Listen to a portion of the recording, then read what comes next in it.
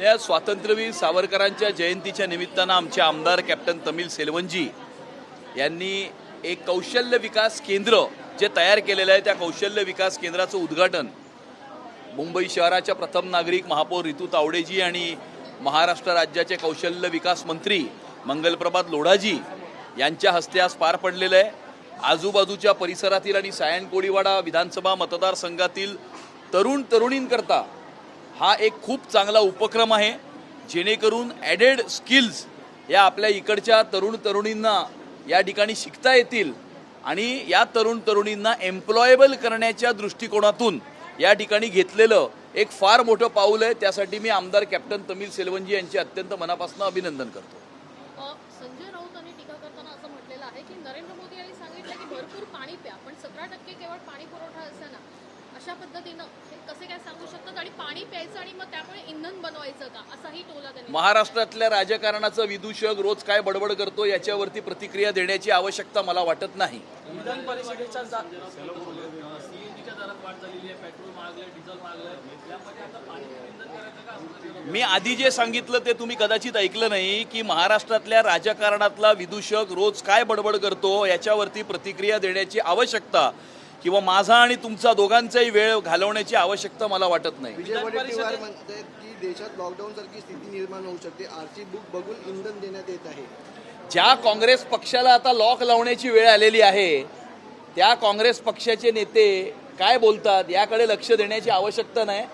संपूर्ण देशाचं लक्ष हे प्रधानमंत्री नरेंद्र मोदीजींकडे लागलेलं आहे आणि नरेंद्र मोदीजी कशा प्रकारे या जगामध्ये सुरू असलेल्या फ्युएल क्रायसिसमधनं भारताला यशस्वीरित्या बाहेर काढत आहेत, त्याकरता या देशातली 140 कोटी जनता मोदीजींच्या पाठीशी खंबीरपणे उभी आहे। विधान परिषदेसाठीच्या चर्चाच्या सावरकरांची जयंती आहे, जयंतीनिमित्त राष्ट्रपती यांनी पोस्ट केलेली आहे। ते म्हणतात की उत्सुक काही जण स्वातंत्र्यवीर सावरकरांवरती टीका करतात, त्यांना सावरकर हे कळलेच नाही, काँग्रेसला सोडायचं म्हणायचं नाही। आता त्यांनी कोणाला टोळा लगावला हे तुम्हाला त्यांना विचारावं लागेल, याचं उत्तर मी कसं देईन। परंतु मी कुठेतरी असं वाचलं की जाती जातीमध्ये तेढ निर्माण करू नये अशा प्रकारचं वक्तव्य त्यांनी केलं होतं। त्यामुळे खरे स्वातंत्र्यवीर विनायक दामोदर सावरकर किती लोकांना कळले आहेत हा खरा तर प्रश्न आहे। की त्यांना आम्ही सांगितलं होतं की माणसाने माणसाशी माणसासम वागणे हेच अमुची प्रार्थना, हेच अमुचे मागणे, आणि त्यामुळे सावरकरांनी हिंदुत्वाचा ज्वलंत विचार पुढे करून या संपूर्ण देशाला एक करण्याचं काम केलं। मग याच्यामध्ये भाषेच्या आधारावर, प्रांताच्या आधारावरती, प्रदेशाच्या आधारावरती कोण समाजामध्ये तेढ निर्माण करण्याचा आपल्या राजकारणासाठी प्रयत्न करत आहे हे संपूर्ण महाराष्ट्रासमोर उघड आहे। आणि त्यामुळे स्वातंत्र्यवीर सावरकर हे अनेक लोकांना शिकण्याची, वाचण्याची आणि जगण्याची आवश्यकता आहे असं मला वाटतं। विधान परिषदेच्या जागांवरून अनेक दिवसांपासून राजकारण आणि चर्चा सुरू आहे, त्यातच ठाण्यामध्ये नेमकं काय चालू आहे हे कळत नाहीये। एकीकडे क्षितिज ठाकूरसाठी शिंदेची शिवसेना पुढे, तर भाजप राजीव पाटलांसाठी पुढे। नेमकं भारतीय जनता पार्टी, शिवसेना, राष्ट्रवादी काँग्रेस पार्टी ही युती आपापसामध्ये चर्चा करून व्यवस्थितरित्या या ठिकाणी जागा वाटप करून याच्यातनं मार्ग काढेल। यामध्ये काही लोक देव पाण्यात ठेवून बसलेले आहेत, त्यांना पूर्ण शेवटी हाताशी भोपळाच लागणार आहे एवढंच मी त्यांना सांगू इच्छितो। सुधार समितीमध्ये काही ठराव आले होते, 6 पैकी 4 ठराव जे आहेत त्या ठरावांना ठाकरेंच्या शिवसेनेने विरोध केला होता। आदित्य ठाकरे यांनी पत्रकार परिषद घेतली होती, त्यानंतर ते फेरविचारासाठी पाठवलेले आहेत। याच्यात मुख्य हे बघा, ज्यांनी 25 वर्ष मुंबई शहराला लुटलं, मुंबईचा कोपरांत कोपरा विकून खाल्ला, मराठी माणसाला उल्लू बनवलं, मराठी माणसाच्या नावावरती या मुंबई शहराच्या तिजोरीवरती डल्ला मारला, यांच्याकडनं आम्हाला शिकण्याची आवश्यकता नाही।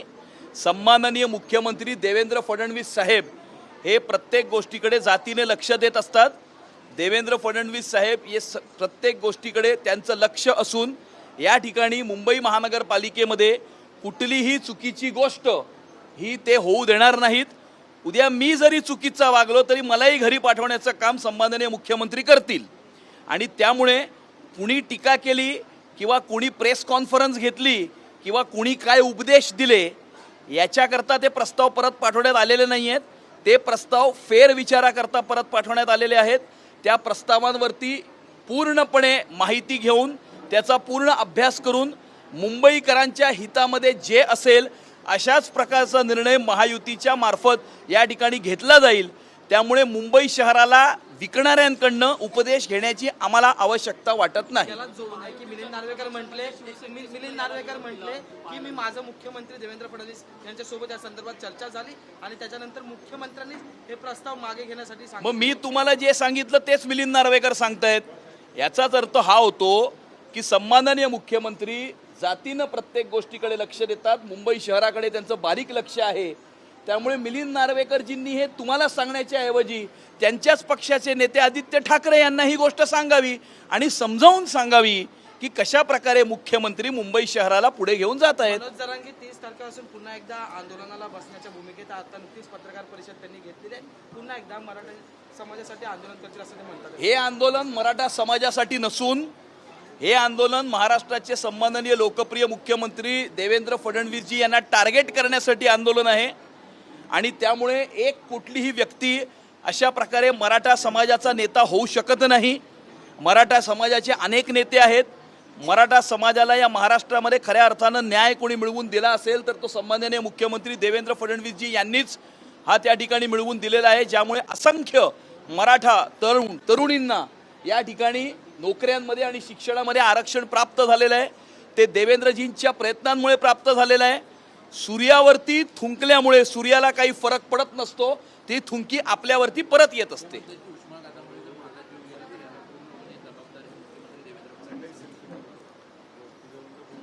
देवेंद्र फडणवीस साहेबांनी त्यांना सांगितलं नाही ना आंदोलन करायला. आणि त्यामुळे पहिलं तर ते कशा करता आंदोलन करतायत ह्याचं स्पष्टीकरण त्यांनी द्यावं. मागच्या वर्षी शासनाने जो GR काढला होता तो GR कसा योग्य आहे, तो GR कसा जस्टिफाईड आहे हे त्यांनी वारंवार मीडियाच्या समोर प्रेस कॉन्फरन्सेस घेऊन सांगितलेलं आहे की कशा प्रकारे मराठा समाजाला न्याय मिळाला आहे. 8 महिन्यापूर्वी सरकारने काढलेला GR हा जस्टिफाईड होता आणि तो जर योग्य होता मग आज आंदोलन करण्याचं कारण काय याचं उत्तर त्यांनी द्यावं. पण एकीकडे आंदोलन आहे, दुसरीकडे खरीप हंगाम चालू होतोय, डिझेलची समस्या आहे, त्याच्यामध्ये हे आंदोलन होताना बघायला मिळतं. तरुण मोठ्या प्रमाणात हे आंदोलनात उतरतील असं वाटतंय, त्याचे परिणाम शेतीसाठी देखील होतील असं वाटतंय. आता सर्वांचं लक्ष हे खरं तर पावसाकडे लागलेलं आहे आणि सर्वांचं लक्ष या जगामध्ये फ्युएल क्रायसिस किंवा एनर्जी क्रायसिस कुठल्या दिशेने जाते, युद्ध कधी थांबतं, युद्धामध्ये तोडगा कधी येतो याच्यावरती संपूर्ण जगाचं लक्ष लागलं आहे, देशाचं लक्ष लागलं आहे, महाराष्ट्राचं आणि मुंबई शहराचंही लक्ष लागलेलं आहे. देशाचे प्रधानमंत्री नरेंद्र मोदीजी आणि सन्माननीय मुख्यमंत्री देवेंद्रजी हे या दोन्हीकडे लक्ष ठेवून या देशाला आणि महाराष्ट्राला याच्यातून कसं पुढे न्यायचं याकडे. त्यामुळे माझी काही लोकांना विनंती आहे की देशाच्या हितामध्ये कृपया करून देवेंद्रजींचं लक्ष विचलित करण्याचा प्रयत्न करू नका आणि हेही विसरू नका की चक्रव्यूह भेदणारा हा अभिमन्यू आहे, चक्रव्यूहामध्ये फसणारा अभिमन्यू नाही. कल्याणच्या दुर्गाडी किल्ल्यावरती प्रवेशबंदी निंदा करण्यात आलेली आहे. बकरी दिवशी खरं तर एक घटना घडली. दोन्ही शिवसेनेकडून धमकावणारं आंदोलन त्या ठिकाणी करण्यात आलं. नाही, शिवसेना तर मला एकच माहिती आहे, दुसरा जो आहे तो एक गट आहे, उबाटा गट आहे.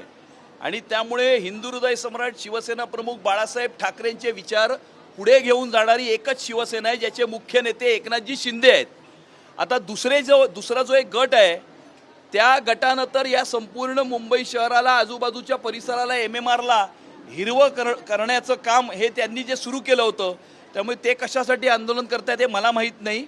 परंतु या ठिकाणी कुठल्याही प्रकारचा भेदभाव हे सरकार होऊ देणार नाही आणि विशिष्ट प्रकारच्या समाजाचा सण आहे म्हणून तुम्ही किल्ल्यावर जाऊ नका किंवा इथे जाऊ नका अशा प्रकारे कोणी सांगू शकत नाही.